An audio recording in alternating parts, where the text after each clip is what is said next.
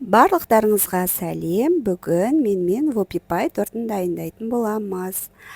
Ол үшін бізге керекті заттар, бізге ыдысымыз, май,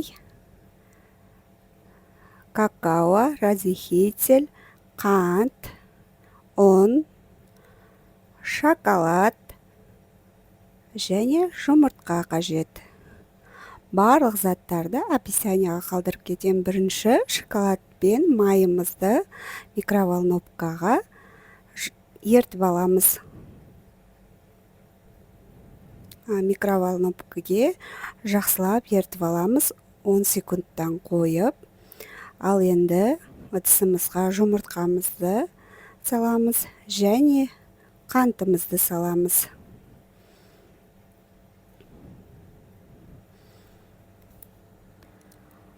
Ал енді жақсылап екеуін миксердің көмегімен араластыратын боламыз. Ар жағында оречкалар қыздар жасап жатыр.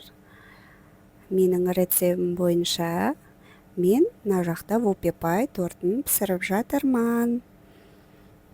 2 в 1 жасап жатырмыз. Енді осылай әппақ болып көп шыққанша араластырамыз. Енді шоколадымыз бен майымызды еріген соны ыдысымызға саламыз. Осылай жақсылап ыдыстарыңыздан тазалатып аламыз. Жанындағы ыдыстарымызды жинап қоямыз. Енді жақсылап тағы да миксерлейтін боламыз.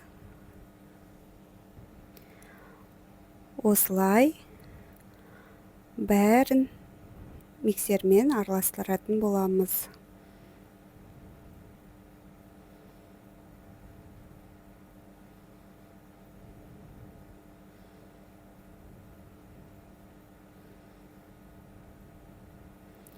Осылай әдемілеп араластырамыз. Ал енді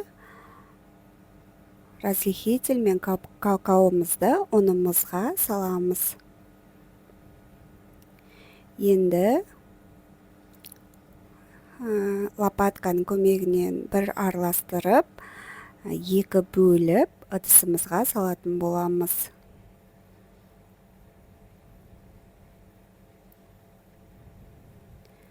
Осылай жақсылап тағы да миксердің көмегімен араластырамыз.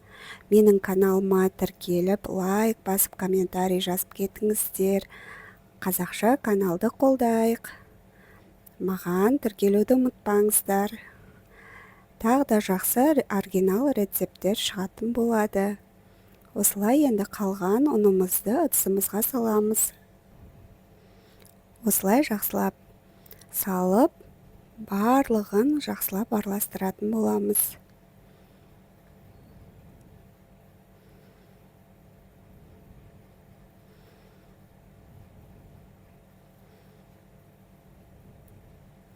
Осындай күшті араластырып, ортасында әңгіме айтып жатырмын қыздарға, былай жасаңдар, былай пісті деп. Міне қыздар, өстіп жан-жағын лопаткамен ұндарды ортаға жинап аламыз.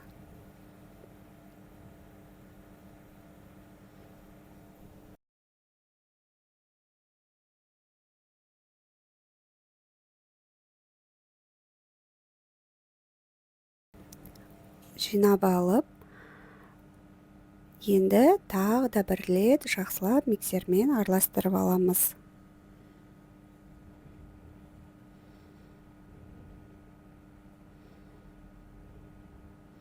Ал енді қалпымызды дайындайтын боламыз. Маған осындай фольга қажет.